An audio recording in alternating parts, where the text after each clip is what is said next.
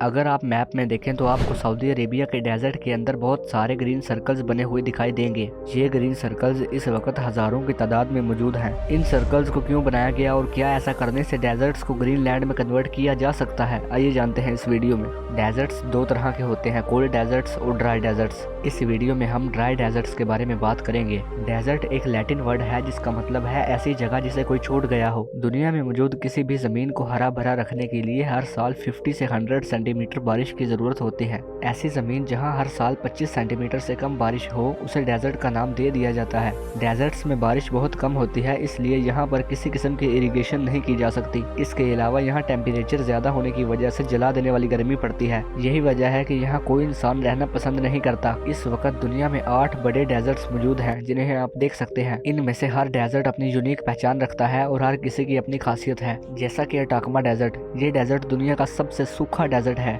यहाँ बारिश बहुत कम होती है। इस डेजर्ट के कुछ पार्ट्स तो ऐसे हैं जहाँ पिछले 400 सालों में एक बार भी बारिश नहीं हुई। इन सारे डेजर्ट्स में तकरीबन 15 करोड़ लोग रहते हैं। ये लोग खाना बदोशों की तरह जिंदगी गुजारते हैं। इन्हें जहाँ खाना और पानी मिले ये वहाँ रुकते हैं। इस तरह इनका कोई अपना घर नहीं होता। इस वक्त दुनिया का सबसे बड़ा डेजर्ट सहारा डेजर्ट है जो नॉर्थ अफ्रीका में मौजूद है। ये डेजर्ट 9.2 मिलियन स्क्वायर किलोमीटर के एरिया में फैला हुआ है। ये डेजर्ट 12 कंट्रीज के साथ अपनी बाउंड्रीज शेयर करता है। इसके साइज का अंदाजा लगाया जाए तो इस डेजर्ट में 3 इंडिया या फिर 12 पाकिस्तान फिट आ सकते हैं। हैरत की बात यह है कि इतने बड़े डेजर्ट में सिर्फ 25 लाख लोग रहते हैं। इसे अगर अपनी साइड से कंपेयर करें तो 1 करोड़ से ज्यादा लोग तो सिर्फ लाहौर में रहते हैं। आखिर ऐसा क्यों है? इसके पीछे कुछ वजूहात हैं। यहाँ टेम्परेचर बहुत ज्यादा अनबैलेंस रहता है। दिन के वक्त टेम्परेचर 50 डिग्री सेल्सियस को भी क्रॉस कर सकता है और रात को 0 डिग्री से भी गिर सकता है, यानी एक ही दिन में गर्मी भी और सर्दी भी। पूरे सहारा डेजर्ट में सिर्फ एक ही ऐसी लेक है जहाँ फ्रेश वाटर मौजूद है। इसे चैड लेक कहा जाता है।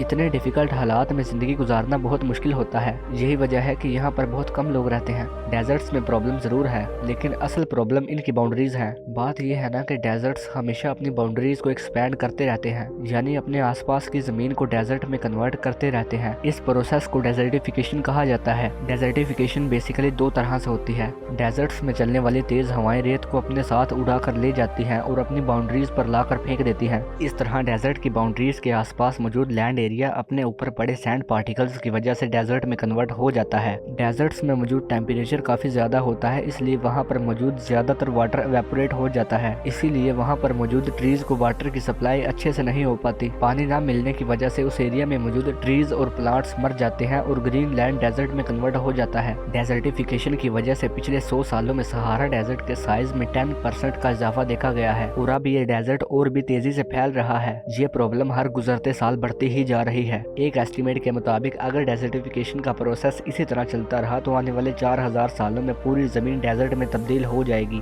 सऊदी अरेबिया ने इस प्रॉब्लम से निपटने के लिए कुछ स्टेप्स उठाए हैं। सऊदी अरेबिया इस वक्त दुनिया का सबसे बड़ा ऑयल एक्सपोर्टर है। 2022 में सऊदी अरेबिया ने ऑयल को एक्सपोर्ट करके 311 बिलियन डॉलर्स कमाए। ऑयल से मिलने वाले इन पैसों से ही इनकी कंट्री चलती है। जैसा कि जाहिर है कि सऊदी अरेबिया ऑयल पर डिपेंडेंट है। अगर ऑयल नहीं होगा तो इनकी कंट्री अपने खर्चे कैसे उठाएगी? जैसा कि हम जानते हैं कि अब दुनिया बदल रही है। ऑयल की वैल्यू और प्राइस दिन ब दिन कम होती जा रही है। लोग कार्स की बजाय इलेक्ट्रिकल कार्स को खरीद रहे हैं। सऊदी अरेबिया अगर इसी तरह ऑयल को एक्सपोर्ट करता रहा तो आने वाले 30 से 40 सालों में इनका सारा ऑयल खत्म हो जाएगा। WTO की एक रिपोर्ट ने बताया कि सऊदी अरेबिया 87.6% फूड आइटम्स बाहर से इंपोर्ट करता है। सऊदीज अपना ज्यादातर फूड बाहर से इंपोर्ट करते हैं, जैसा कि इंडिया, ब्राजील और US वगैरह। सऊदी गवर्नमेंट को डर ये है कि अगर ऑयल खत्म हो गया तो वो अपनी कंट्री को कहां से चलाएंगे। इस प्रॉब्लम को सॉल्व करने के लिए सऊदी गवर्नमेंट ने प्लान किया है कि वो अपनी कंट्री में इरिगेशन को बढ़ाएंगे। सऊदी अरेबिया के पास दुनिया का दूसरा सबसे बड़ा डेजर्ट मौजूद है जिसे अरेबियन डेजर्ट कहते हैं। सऊदी अरेबिया का 95% हिस्सा इस डेजर्ट पर ही मुश्तमिल है।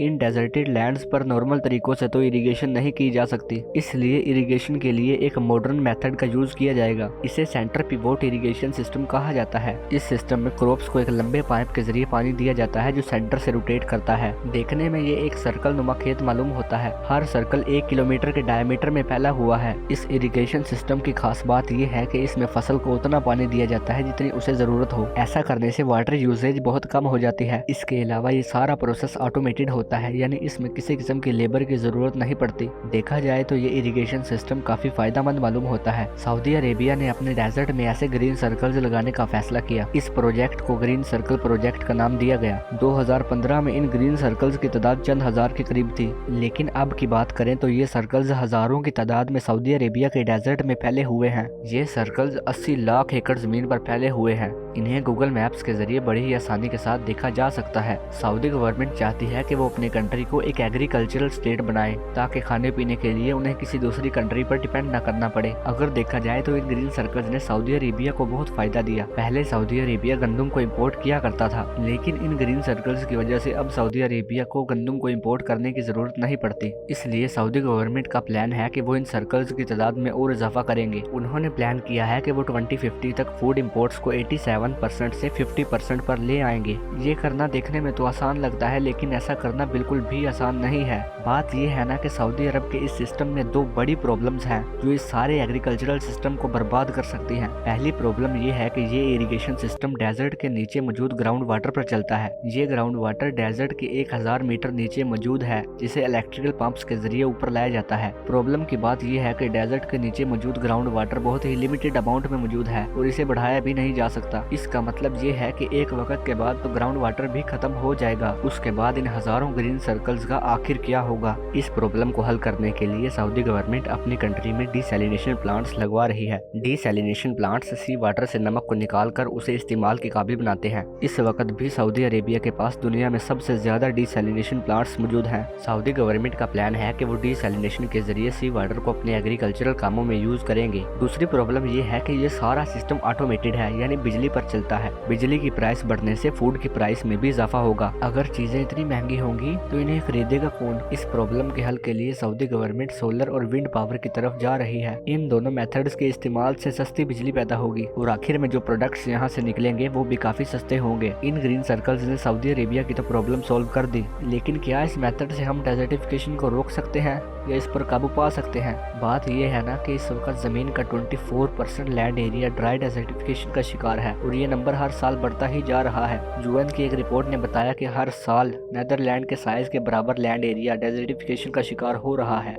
यहाँ से एक बात तो साफ हो जाती है कि हम ग्रीन सर्कल्स के जरिए डेजर्टिफिकेशन को तो नहीं रोक सकते। अगर ये इसी तरह चलता रहा तो अगले 50 से 100 सालों में जमीन का 50% लैंड एरिया डेजर्ट बन चुका होगा। अगर हमें इस प्रॉब्लम से निकलना है तो हमें ऑयल से रिन्यूएबल एनर्जी पर शिफ्ट होना होगा। इससे ग्लोबल वार्मिंग में कमी आएगी और डेजर्टिफिकेशन की स्पीड भी स्लो होगी। इसके अलावा हमें ऐसे तरीके ढूंढने होंगे जिनसे हम डेजर्टिफिकेशन को रोक सकें। डेजर्टिफिकेशन को रोकने का सबसे आसान तरीका ये है कि ज्यादा से ज्यादा ट्रीज को प्लांट किया जाए। ट्रीज हवाओं को स्लो करने में करते हैं और इसके अलावा ये सोइल की क्वालिटी को भी बेहतर करते हैं। यूएन की एक रिपोर्ट ने बताया कि हर साल 190 करोड़ से ज्यादा ट्रीज को प्लांट किया जाता है, यानी हर मिनट 7000 से ज्यादा ट्रीज को प्लांट किया जाता है। ये इस प्रॉब्लम से निपटने का अकेला रास्ता है। इसलिए ये एस्टिमेट किया जा रहा है कि 2030 तक पूरी दुनिया में 1000 अरब ट्रीज को प्लांट किया जाएगा। वीडियो अच्छी लगी तो वीडियो को लाइक कर देना और चैनल को जरूर सब्सक्राइब कर देना। मिलते हैं अगले वीडियो में, तब तक के लिए अल्लाह हाफिज।